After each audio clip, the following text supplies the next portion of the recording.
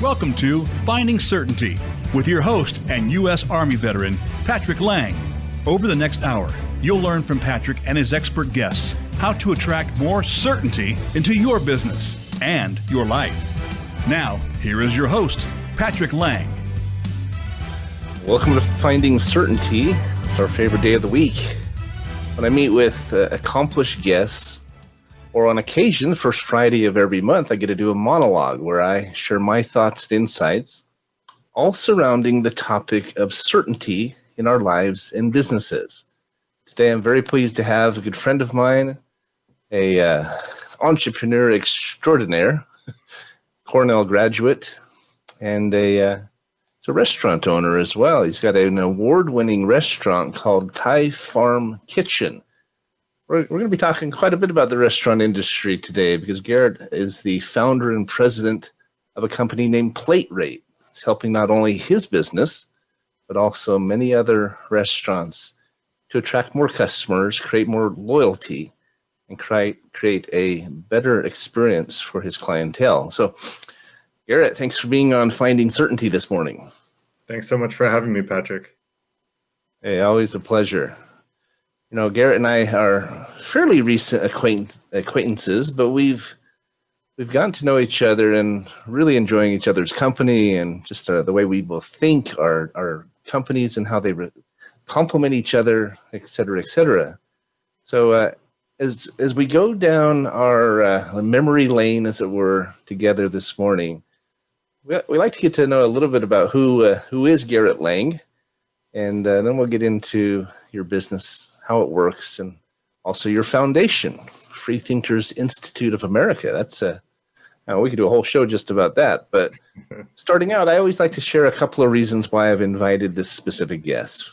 First and foremost, Garrett is helping his clientele to find more certainty and create more assurance in their future, in their business, in their lives. That's the type of customer. That's the type of client, that's the type of colleague that we love to get to know better, because that's our objective, obviously, of Certainty Management, Certainty Global, and here on the Finding Certainty show. Second reason I wanted to invite Garrett on the show, though, is he's a great example of someone who's constantly looking for ways to get better, to improve, not just his own life, but also the lives of others. He's doing it in his work. He's doing it in multiple areas as well, in his personal life, and as a father, as an entrepreneur, as a nonprofit owner, et cetera, et cetera. So I do want to talk about your business and what you're doing for the restaurant community. Restaurants are a big part of our business and big focus, but I love the fact we can expand into these other areas, Garrett. You're such a great example of that. So again, thank you for being here. Of course. Thanks so much for the kind words. So why don't you tell us just a little bit about yourself? I mean, besides the fact you spell your name wrong, I mean, mine is Laing, and he left out the I. I don't know, got lazy or something, but yeah. Seriously though, is Ellis Island probably. You were in a little bit of a rush. Just leave the I. We're exactly good. But Garrett's always moving 100 miles an hour. Maybe that's why. But seriously, tell us a little bit about who you are. I know you're in New York, but where did you grow up? I know you went to Cornell University, maybe kind of what got you there and what you did and what brought you to today. Who is Garrett Lang, if you will? Sure. So grew up in Connecticut, a little east of New Haven, in a small town called Guilford till I was 12. Very nice little town, but I ended up moving with my mom to California at that point and went to middle school in California and middle school and high school in California, in a place 6 hours north of San Francisco, which a lot of people don't realize how big California is. It's still 2 hours from the border. Was in a place called Humboldt County, a small town called Arcata. Was into technology from a very early age. And basically from there, I got into Cornell. I guess you asked about how I ended up getting into Cornell. There were two things that played a part. One, I had older siblings, and they were like, when you study hard in high school, then that determines where you go to college, and that determines what kind of job you get, and then that determines whether you're happy or not. So that was kind of ingrained into me into an early age, and I was very self-motivated because I wanted to have a good life. So I studied really hard in high school, which is when my siblings told me the grades started to matter. The other thing, though, is I had this volunteer come into my high school to be like a guidance counselor. I had never even heard of Cornell. I grew up hadn't heard of it. And then he told me about it, and I immediately gravitated towards it because it had so many good programs and all the things I was interested in, which was the sciences. I ended up getting convinced by my sister to be an exchange student for a year. Both of my sisters were exchange students. And so I deferred Cornell for a year, was already accepted. And I went to Spain as an exchange student. And so I learned to speak fluent Spanish. Neat. I got outside of the US bubble. Oh, it was great. And it's the year of my life that I've learned the most, actually. And I highly recommend everybody live outside of the US for a period of time just to see how different cultures work. It was a great experience. I completely agree. Let me interject. I say all the time that one of the very best experiences someone can have is to live in a foreign country for more than just 2 weeks, right? Yep. Not just on a vacation, but actually to go and immerse yourself in their language, their culture. I lived in Italy for 2 years. I lived in New Zealand. It changes your entire perspective, both about being American, but about so much more. So I just needed to say that. I firmly agree. Yeah, I think it would be great if almost every child was an exchange student, like if it was possible, because I just think it's such a good learning experience that everybody would benefit from it, like almost totally everybody. Agree. And then, loved Cornell, learned a ton. Because I was an exchange student to Spain, I had a lot of good fun going out. And so by the time I got to Cornell, I was ready to study hard. Got the partying out in Spain, and so I was a good student. I did have fun in college, but I also studied hard and learned really the fundamentals of computer science and got halfway to minors. And I was an AI specialist in computer science, which is all the rage these days, and for good reason. It's pretty amazing what AI is doing today. And I got halfway to minors in Spanish Lit, economics, history, mostly. I took all Greco-Roman history and business. So really enjoyed my classes. So quick question for you. You were studying AI and immersed in that field long before it became what it is today, right? With ChatGPT and Gemini, et cetera, but it's interesting because I think that's an insight into who you are, right? You are very much a forward thinker. You look at where am I today? Where am I headed? Where's the economy headed? Where's business headed? Where's technology headed? And I think that's a defining characteristic of the Garrett Lang that I'm getting to know. Yeah. Would you agree? You're getting to know me very well, very quickly, Patrick. So actually, when I was in elementary school, I saw, like, we had a Macintosh computer, which was very uncommon back then. And I saw what it could do, and I taught myself to program. And I was like, this technology stuff is going to change the world, and I want to be a part of it.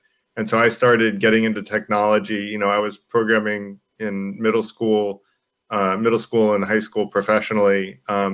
So I do try to look at the trends and what's going to change, and I want to be a part of the biggest change possible. When I studied AI, quite frankly, I used to joke it's not really artificial intelligence, it's just complicated algorithms. And while that's still true, passing the Turing test, which is when ChatGPT has been rated as more human than humans when humans were interacting with it, that's an accomplishment that, it can't be under described as to the importance of that discovery, both for the good and the bad, but right now for the good, I think. Well, I just heard, just recently, you may have heard about this, that there's AI now that can literally be good company to a person. There's a lot of loneliness out there. Yes. But there's AI that can carry on conversations and ask you questions and be interested in you and give you interesting feedback. And now I think a real person is probably better, but there are millions of people out there where this is helping fill a need.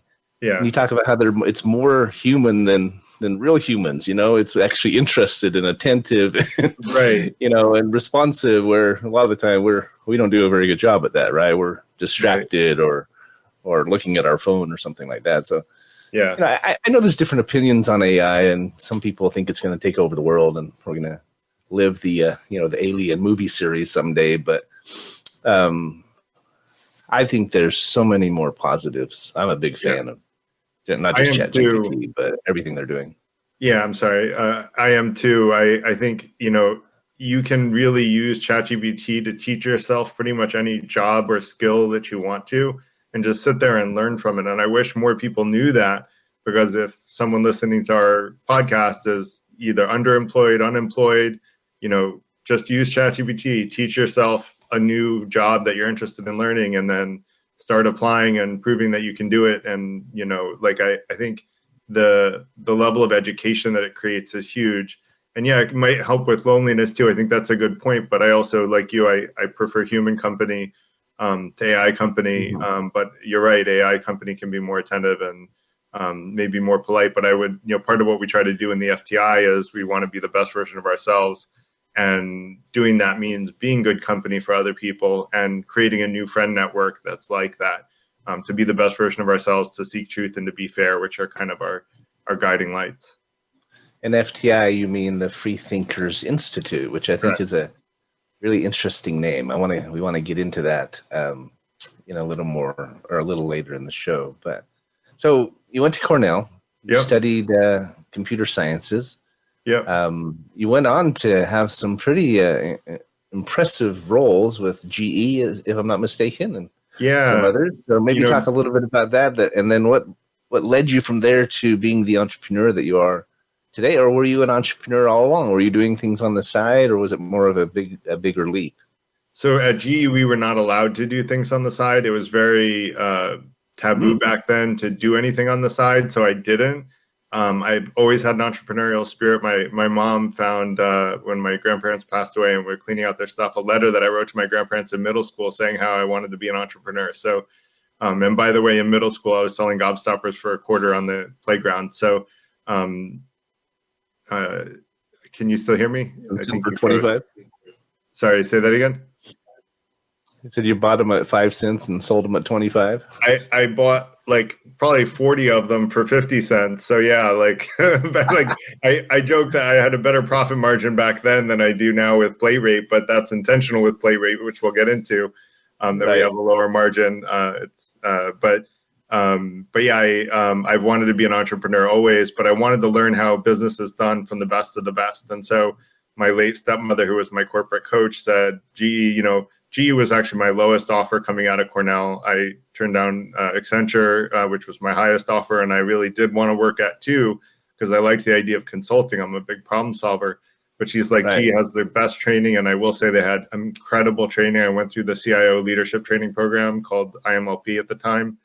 And the 3 months of boot camp there, I learned more in those 3 months than any other 3 months of my life. And while I was in that leadership program, just to give one idea, they gave great, professional opportunities, and I did well my first few rotations. So I got into a rotation at corporate headquarters. My boss's boss was a direct report to the CEO of GE. So I was basically running a program to pay all of the energy bills across General Electric company globally, which ended up saving over $20 million a year. And that was when I was a year and a half out of college, which was a really fun project. I was responsible for contract negotiations, the whole project, everything, soup to nuts. And it was great, and GE was great about giving us good career opportunities. I moved up the ranks in GE Capital till I reported to the CIO of a $250 million net income business. What an experience, huh? Yeah, it was fun. It's hard to put a price on training and mentorship like that. I mean, where you may have made more with Accenture and been able to do consulting and so forth. I think you made the right choice, because to immerse yourself into that kind of environment, I mean, talk about laying out the course of your life, right? Imagine if you hadn't done that and had missed out on everything that you learned. I think there's a lesson to be had there about us putting ourselves into situations that are going to force us to grow. Yeah. I mean, just me starting this radio show was like that. I knew nothing about radio, right? I'd never been a broadcaster. It's not we don't call it a podcast, just so you know. It hurts my heart to hear you call it a podcast. But anyway, but it was an example of me stepping into the dark, right? Forcing myself to do something a little bit overwhelming, a little bit scary, a little bit new, definitely new. And you have the added effect with live radio that you have to show up every week and be on your game, right? Yeah. You don't get to, well, this is not pre-recorded, right? You don't get to make edits. It's and it's interesting. It's really allowed me to grow and expand and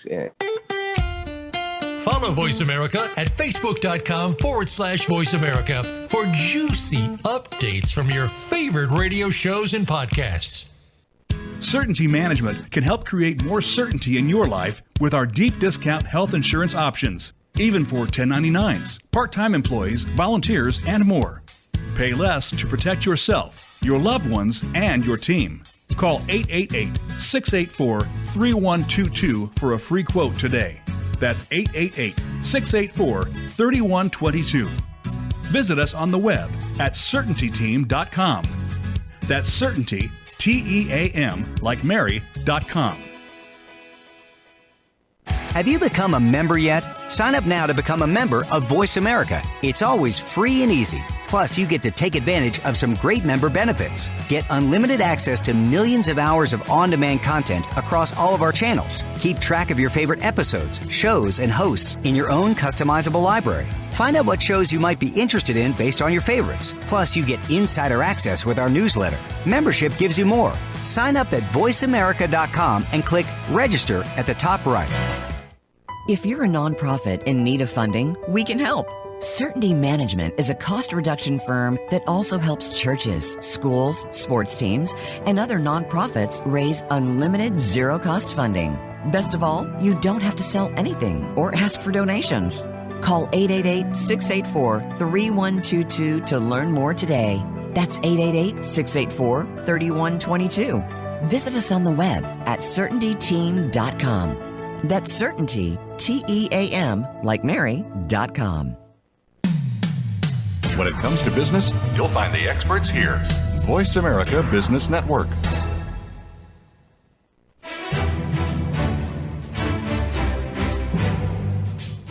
You are listening to Finding Certainty with Patrick Lang. Have a question for Patrick or his guests? Join us on the show at 866-472-5790. That's 866-472-5790. Now, back to the show with Patrick. So it's ironic. We're talking about how we're recording live, and then we had technical issues. I think our internet crashed or something. But it's interesting. We were talking about looking forward, right? We're talking about putting ourselves in difficult situations. I was talking a little bit about starting this show and how it's challenging with live radio because you have to show up on your A game, right? There's no pre-record, there's no edits, there's no rewind, and isn't it like that in everything we do? I mean, whether you're a parent, whether you're a significant other in a relationship, you're working on a business, managing teams, doing a radio show. You just have to show up and perform and do the best you can. I want to talk a little bit today, and we can get into this first. I know you had a comment on the growth curve and that growth experience, Garrett, but I want to come back to share 3 quick principles I believe we can learn from this. But go ahead, Garrett, jump in. Yeah, I just wanted to say in college, I learned something that has stuck with me, which is that we have like 2 circles, and inside the inner circle is our comfort zone where we're very comfortable, we can do stuff and we're not learning. Outside the outer circle is the danger zone where we're too afraid and we're not learning either, and we're not capable of doing things. In between those is uncomfortable. And like you said, we should be actively seeking that uncomfortable growth zone. And as we do, our comfort zone expands and our growth zone expands, so we can now do things we weren't capable of doing. And I always try to have me and my team stay in that growth zone. And I specifically use that language with them to say, look, if you're not in your growth zone, talk to me, and I'm going to try to give you something harder so that you stay in that growth zone. So all of us are continuously learning and growing. That's such a great insight. I do the same with my team. I try to keep them in that growth zone. I always say we're never satisfied, right? We're constantly trying to get better, improving our tools, improving our delivery, et cetera, et cetera. It's interesting. I thought of another a parallel or a metaphor, or maybe just a similar situation. I learned maybe a year ago about the value of cold water plunges, right? Of swimming in cold water. I do it a lot in Norway and Denmark and Sweden and places like that. And it goes against everything we think, right? We avoid discomfort, right? We avoid anything that's difficult, that danger zone or that discomfort, that uncomfortable zone. And yet, if you can learn to embrace it or to plunge in. I mean, I literally, once I figured that out, I actually started going into the pool through the winter where it was ice cold. Wow. And of course, when you jump in, it takes your breath away and you have to sit there and, hyperventilate a little bit so you don't pass out, right? But then I'd swim laps in this ice cold water. I did this all winter. Wow. And it is so refreshing. They've proven that it creates more brown adipose tissue. It has all these really great benefits for you, for your circulatory system, for your mindset, and so forth and so on. But it does go against the grain. Mentally, you think, we try to avoid discomfort, right? But it's been such a great experience. I take a cold shower now, and at least I start it cold, and I jump right in. So the first 3 minutes, it's cold, and I have the same catch my breath experience before it warms up. And if I get right into a warm shower, I feel like I'm missing out on something. Yeah, that's interesting. Great. The more we do hard things, right, the more we embrace them and the more we actually enjoy them. Yeah. And eventually those things that were hard become easy. And now we try new, harder things that before we weren't even capable of. Yeah, 100%. So, you had all these great experiences. You chose as Robert Frost said, right, the path less traveled, and you maybe made a little bit less, and got kind of forced yourself into this boot camp at General Electric, but you gained so much from that. And then, when did you make the transition from corporate America to entrepreneur? So I was at PricewaterhouseCoopers in a joint venture with Google, had a 50-person org of everything software development, product management, UX, iOS, Android web development, and QA, half in Shanghai, half in New York. I was doing PlateRate on my nights and weekends, and I just said, I really think that PlateRate has a lot of promise. And so I ended up, focusing on PlateRate 100%. And it was, it was my first B2C business experience. And so it took me a while to figure out how to build B2C software, which was quite different than the B2B software I'd done most of my career. But also a learning experience being in my growth zone. And yeah, I've enjoyed it. I think we've pivoted enough times in sort of improvement direction, not like a complete company pivot, but we've improved the product offering, along the way so that now I hope we're better for everybody in the two-sided marketplace of food delivery. That's really neat. Why don't we go into a little bit about the leap from employee to entrepreneur? We talk about Free Thinker Institute. You've got to be a free thinker. You've got to be willing to do that uncomfortable thing, those uncomfortable things, right? Yeah, because it is a transition. It's a different animal, right? Totally Let's different. talk about that for a minute or two, and then we'll get into what PlateRate does. Yeah, it was gradual. I worked for probably 2 years, working 60 hours a week in my day job and 20 hours a week in PlateRate, and I was gradually investing a little more money here and there on things that I felt like I needed to spend money on.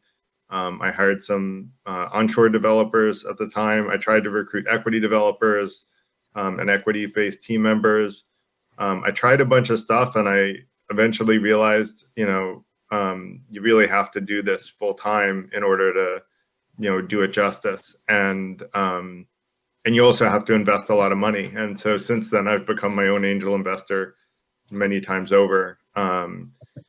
Just investing in the things that I need to help the company grow. And, that was staying in my. I think that's an interesting point, if I can interject. Yeah, please. Maybe the defining characteristic of an entrepreneur is that you are reinvesting in yourself and in your business and in your people. Whereas an employee, you might be investing in your future and putting some money away for retirement. But I think it's a little bit different, because as an entrepreneur, you're taking what could be going toward a 401k or a retirement fund, or your future, and you're investing it in your now. Yeah. Which hopefully gives you fruits and results and a return on investment for your future. But you don't know, right? There's that risk factor. You can be confident. You can be sure of where you're going. We have a lot of confidence in what we're building, but there's always that risk factor. There's always that uncertainty as you're doing that, right? And so how do you make sure, in your mind, how do you make sure that you are reinvesting and creating certainty at the same time, do you think? It's a great question. There are sort of two quotes that maybe one. I'll start with one, which is, I like to say, don't stress, just do your best and accept the rest. And so with my company, I'm always trying my best at what I do to do what I think is right. And I know that I can't do better than my best, so I don't stress out about it if things don't work out. I just learn from it. And I like to say the only two things you should do with the past is either reminisce and enjoy it, or learn from it. Beating yourself up over it doesn't help. You just have to learn the lessons that you need to learn and move forward. And so I think having a healthy philosophy has really helped me not have a lot of the stress that I hear related to most entrepreneurs. But you're absolutely right that we're betting on ourselves. And that's what I tell people when I look for business relationships. I look for people who bet on themselves. And that's where, certainty does, right? Certainty is a bet on ourselves. We're going to win together type of business model. And that's where I say, where there's a win-win, I'm in. And, that's people who bet on themselves are win-win. I love that saying. You have another saying when you talk about your philanthropic viewpoint. You know which one I'm talking about? No, remind me. Your generous capitalism. Generous capitalism. Is that what it is? Yes. Yeah, Garrett has a lot of one-liners that he uses, and I love the if there's win-win, I'm in. We'll talk maybe a little bit about the generous capitalism in a few minutes, but this again though is an example when you talk about these strategic partnerships and this joint venture, this synergy, those are the type of relationships you're looking for. Obviously, that's our whole business, right? Is exactly. Creating partnerships, but it's another example of you looking forward. Yeah. Right. You don't always know how a partnership's going to go. It might look good. Right. It might have potential. Right. But you really don't know with 100% certainty until you experience it. And so there is some risk, and there is some trial and error that goes on in those relationships. We've all been there. We've had partnerships that didn't work, or ideas that fizzled out, or I mean, we've reinvented ourselves a dozen times in certainty, trying to figure out the best path and the best approach to serving our customers. And isn't that part of the process? It's our own boot camp that we go through as entrepreneurs, like your General Electric boot camp. And I think we'd miss out if we didn't go through that. As much as we'd love to just flip a switch and have it work, right? I think in the long run, call it a universe thing or a God thing or something, we would miss out on part of that mortal experience that we're supposed to have. Yeah, would you agree? I agree with you. There's a great quote from someone else that I'm trying to remember. It's something like heroes are born from, difficult circumstances, essentially. And it's the adversity, it's overcoming adversity that creates, a meaningful existence in some respects. So I totally agree. So why don't you, I think we may just go ahead and skip the break today, since we had that little technical challenge. We're talking to a technical whiz here. How many times have you had technical challenges in your life as you're building software and and all these things? I mean, it's part of the experience, as much as we hate it, right? As much as we wish it wasn't. But I think well, whether it's an eternal thing, we're supposed to have, adversity in all things or opposition in all things is what helps us grow. It's what helps us learn. I think it also helps us refine our activities and our focuses. It helps us test and retest and fail forward, as I say. You hit on a really important point, Garrett, that you said we can't get stuck in the past. It's, again, a forward-thinking concept and reminder, right? We have to forgive. We have to learn and move forward. So often people get damned, as they say, which I'm thinking of a dam with water behind it, not an eternal principle, but we get stopped or blockaded and it's of our own doing. Right? It's not even somebody else or something else that's keeping us from progressing. It's in our own mind. It's in our own fears. It's in our own hangups. Voice America is on LinkedIn. Connect with us today. If you're a nonprofit in need of funding, we can help. Certainty Management is a cost reduction firm that also helps churches, schools, sports teams, and other nonprofits raise unlimited zero-cost funding. Best of all, you don't have to sell anything or ask for donations. Call 888-684-3122 to learn more today. That's 888-684-3122. Visit us on the web at CertaintyTeam.com. That's Certainty, Team, like Mary.com. Voice America programs are now available on your favorite connected device, including Amazon, Alexa, and Google Home. Through streams with Apple Podcasts, TuneIn, and iHeartRadio, listening to your favorite show is as easy as saying the show name followed by the word podcast. Hey, Alexa, play Finding Your Frequency podcast. If that doesn't work, try adding on TuneIn or on iHeartRadio or on Apple Podcasts. Certainty Management can help create more certainty in your life with our deep discount health insurance options, even for 1099s, part-time employees, volunteers, and more. Pay less to protect yourself, your loved ones, and your team. Call 888-684-3122 for a free quote today. That's 888-684-3122. Visit us on the web at CertaintyTeam.com. That's Certainty, Team, like Mary.com. Voice America Business Network, the bottom line in business.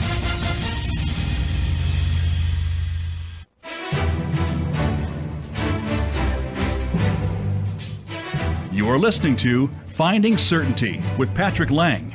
Have a question for Patrick or his guests? Join us on the show at 866-472-5790. That's 866-472-5790. Now, back to the show with Patrick.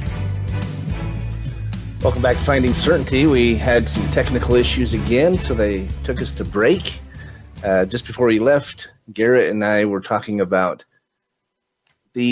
how important it is, really the importance of looking forward, right? Not being stuck in the past and not holding on to anger or withholding forgiveness or whatever. You shared a quote about, it's a Buddhist quote about how not forgiving someone is like giving them a hot coal or grabbing onto a hot coal and trying to give it to someone else, and you're the only one who gets burned.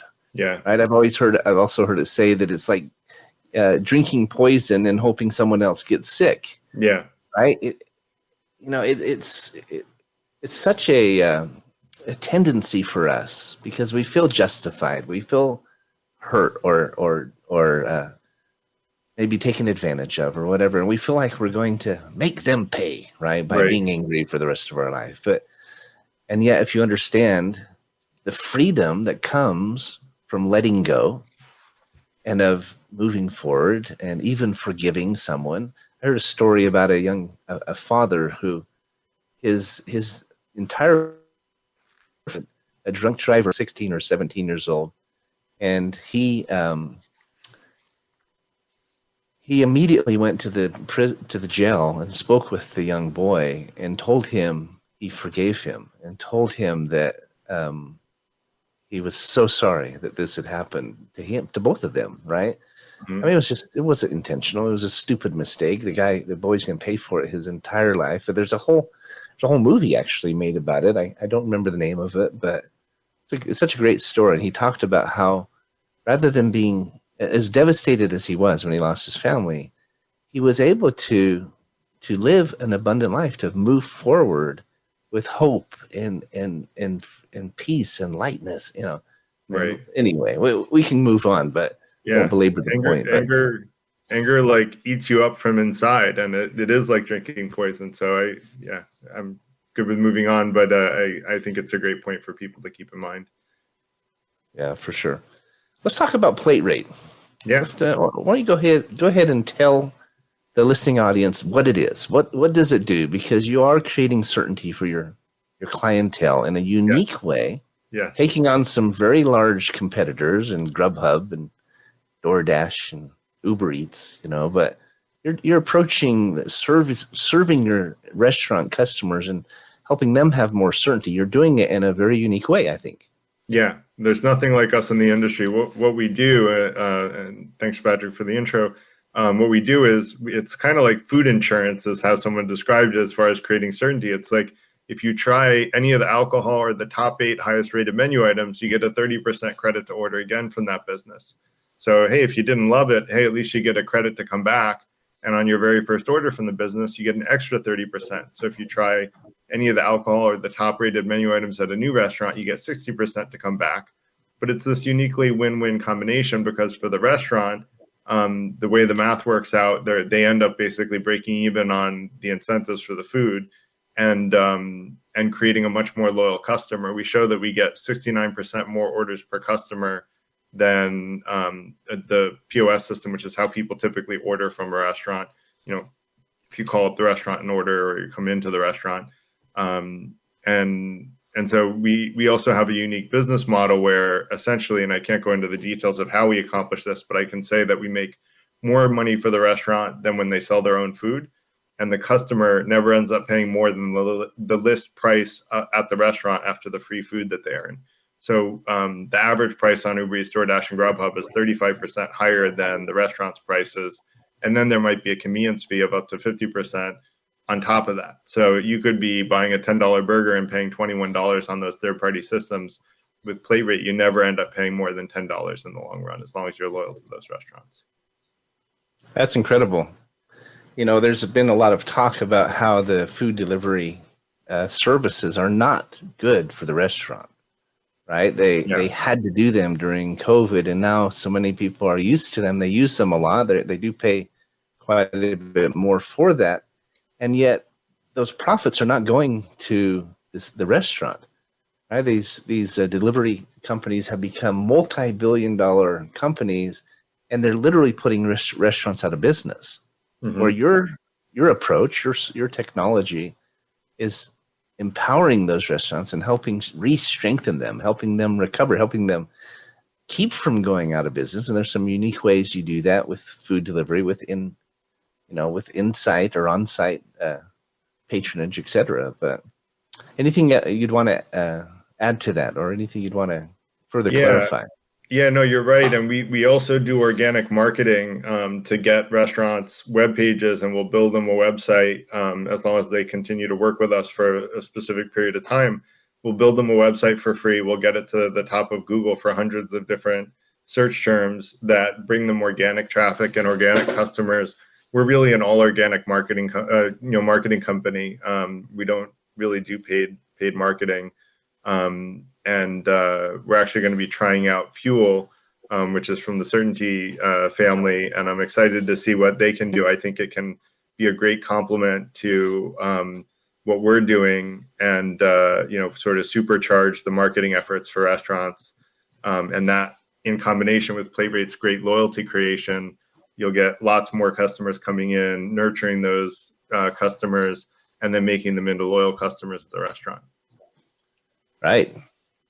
Well, isn't it interesting how when you put your heads together and you combine your technologies, you combine your efforts, invariably you accomplish more and you do it faster, right? Mm-hmm. You talk about Fuel. This is a marketing partnership of ours that can take anyone with a website and give them instant access to 510 data points on their customers. So when someone comes by and stops by your website, or they're searching in Google for, Thai restaurants near me, you immediately know who that customer is. You know that they're searching. You know where they are. You know their name, their phone number, their address, their credit score, even. I mean, all kinds of data, and it's real-time data. It's actually private data.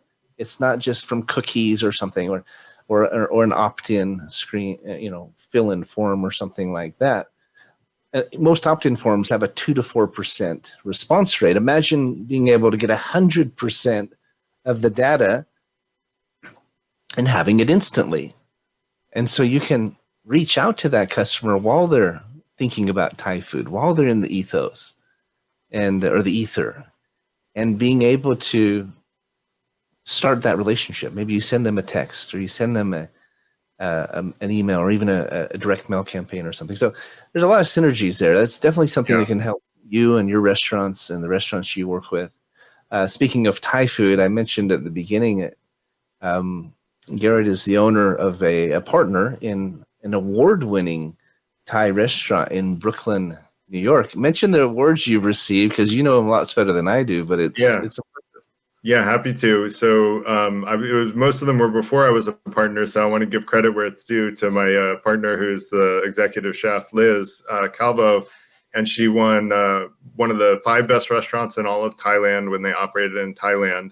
Since coming to New York City, we've won Best Bites from Around the World by the New York Times, Best Thai Restaurant in Brooklyn, and Best Thai Restaurant in New York City. So highly recommend trying us. She makes the best Thai food I've ever had. Thai is one of my favorite cuisines, if not my favorite. And she absolutely does the best Thai food, which is why I go there. And you also alluded to the dine-in, which we're going to have piloting in Thai Farm Kitchen in the next, call it, month or so. And with that, people can order the food from their phone at the restaurant. And you can have a party of 20, and you can all get separate checks, no extra work for the restaurant. Everyone gets their own check, their own free food to come back to the restaurant. You rate your menu items to say how much you like them. You get to try the alcohol and top rated menu items and get a big credit to come back. So the $25 glass of wine that you would be splurging on is only $16 instead of $25. And, it just helps kind of treat everybody in a nice way, which is what we want to do. And that's part of what generous capitalism is about, is being more generous with the diner and the restaurant than anyone else in the industry. Well, you said if it's win-win, I'm in. And that's what your entire model is about, right? It's a win-win for you, for the restaurants, for their customers, for the community, right? I love the fact that you said at the beginning, we're making much smaller margins, and we're okay with that. Yeah. Because we want to give back to the restaurants. We want to keep them strong. You'll make it up in volume, right? Exactly. You don't need to make it on every single customer. And, if you do good work and you do it for enough people, you'll do just fine, right? And that's at the basis of your model, I know. That's exactly right. And that's the basis for what I call generous capitalism, which is if you're more generous with your customers, your suppliers, and your employees. And I ask people the rhetorical question, would you rather do business with a generous company or a greedy one? And I call what we're in now greedy capitalism, because most companies, not all, there are a few really good ones out there, but very few, most take as much as they can for the company and give as little as they can to everybody else. And that's often taught in business schools. And, that's the strategy. It's an intentional choice. And actually maximizing shareholder value is something that was ingrained in the law for most legal entities that are publicly traded, unless you're a B Corp. So once we can afford to be, we will be a B Corp, because that's not our thing, but we're privately held. So we're not held to that standard. But, what I'd like to do is show that, like you said, the generous company wins on volume. And if we can win on volume by being more generous, I want to inspire other entrepreneurs to win by being more generous and just have a better offering and be more generous with the people that you're working with. As you talk about your model, your foundation, your business, Garrett, all of it, I can't help but think that you're creating a model that many businesses could follow. And if they did, not only would they gain loyalty in their customer, your whole business is built around loyalty, right? About creating loyalty in the clientele. But I think restaurants would, and other businesses who adopted the generous capitalism approach would not only create more loyalty, but they would find more richness in their work, more Yes. satisfaction. Unfortunately, so many people are just focused on the bottom line, on shareholder returns. And I think it's a problem in our country that we're focused on what's in it for me. Right. Right. But if we could figure out, if we could come to understand that what I call HCIC, which is how can I contribute, not only does it feel better, but it comes back to you tenfold. That's what I think people miss. That's what shareholders miss, and when they have the greedy capitalism focus, and they're missing out on the big picture of what doors that would open, what returns, what customers that would attract, et cetera, et cetera. They're trying to make it on each slice of the pie rather than it's a scarcity mindset, right? There's not enough to go around versus an abundance mindset where everyone wins, and they would actually, I believe, win more. Yep. I agree 100%. And what I would say is there are billionaires that are totally unhappy with the amount of wealth they have because there are other people with more billions than them and they're miserable.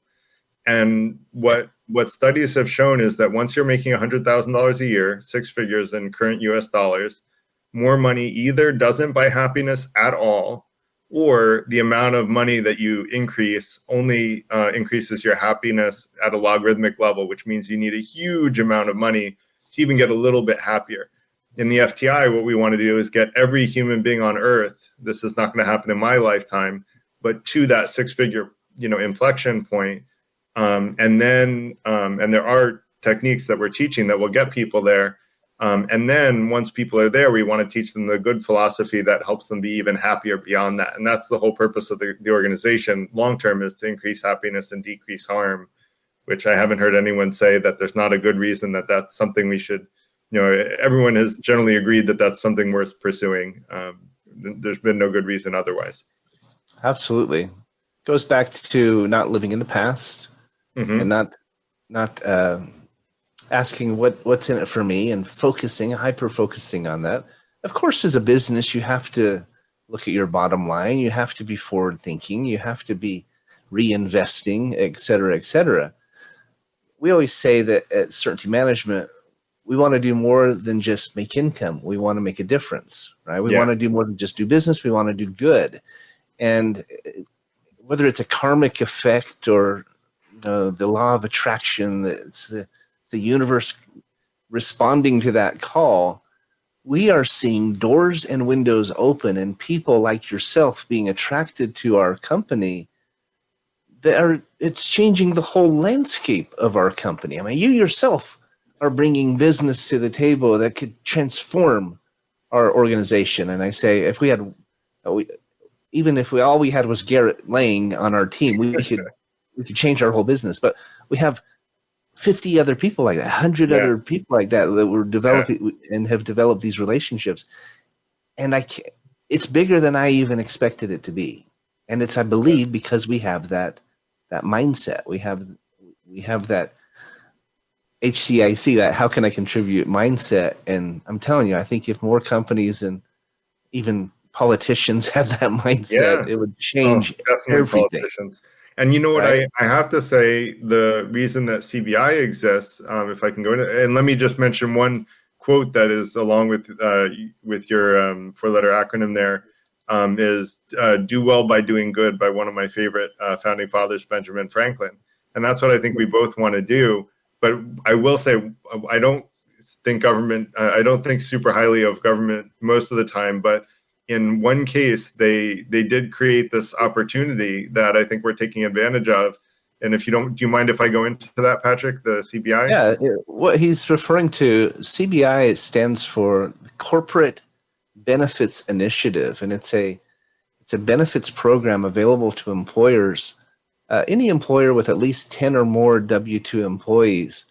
They have created this program founded in a tax code that was established in 1948. It's been around for 75 years.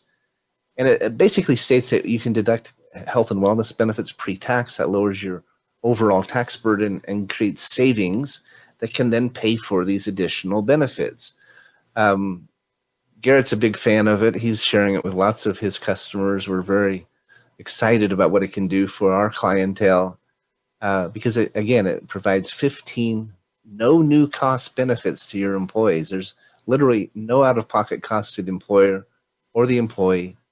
It actually puts $500 on average back in the employer's pocket every year per employee. So it's probably all we have time to say about that, because we're down to about 3 minutes here, Garrett. Share just in your last 60 seconds or so, share another insight into FTI. You talk about the Free Thinkers Institute. It's your foundation. Yep. And I think it's a really important point to end on. I really want it to be an organization that unites people in this very divided country that we have. And part of that is by having diverse perspectives. That's why we're called the Free Thinker Institute. We want diverse perspectives to be welcomed and everyone to be respected. The only rule that we have that's a cold, hard, fast rule is that you have to be polite. And by being polite, we have discussed the most divisive topics. We have free events through Zoom every Tuesday evening. We have a meetup. If you go to freethinkerinstitute.org, we have an online community through software called Discord. And I would love to engage people in your audience in the FTI. We really, like I said, we want to help people improve their critical thinking skills so we can all make better decisions and better discern fact from fiction and wisdom from folly. And by doing that, we all help each other improve and be the best version of ourselves. And that includes transparently sharing our beliefs with other people and listening with an open mind to other people. And by doing that, we hone our critical thinking, we hone our beliefs so that we have more true beliefs and we make better decisions for ourselves, which we then go on to use to make ethical decisions, which are those that increase happiness and decrease harm. And so those are the common values of the organization, what we call the 5 intentions. I give a quick overview of them. And those are what we're trying to adopt. And we have a membership in the community too, where we get to know each other, create a new friend circle. So if you don't want to have AI be your best friend, come to the FTI and get a new group of real human friends. That's great. You're such a great example, Garrett, of someone who, both through your foundation, through your business, through PlateRate, right, through your approach to life in general. I mean, I know what kind of father you are and husband and so forth, but you're constantly looking for ways to get better and not just improve your own life, but improve that of those around you, right? You're like that, and appreciate you taking some time to share with our audience your insights. How do people get a hold of you, Garrett? How do they find and learn more about you? They can connect with me on LinkedIn, Garrett Lang, the one with PlateRate and Cornell, or they can email me at Garrett, Garrett, at either freethinkerinstitute.org or platerate.com. All that gets to me. So I would love to hear from people in your audience. We have commission-based roles to get into more restaurants. We have lots of things to offer. I like to give people opportunities that can make them money on a win-win basis. And so people that are interested, restaurants that are interested, people who know restaurant owners, all of those are great connections. And I would love for people to reach out to me. I think, Patrick, you can attest to that. I'm an approachable person and I really like to meet new people and look for win-wins. You're definitely one of the best referral partners we have, and we really appreciate your efforts and keeping us in mind. And thanks for being on the show today. If you're a new guest, thanks for stopping by. If you're a frequent flyer, we appreciate your patronage. Have a great weekend. There is more certainty out there. You can find it, and we can help. We'll talk to you later.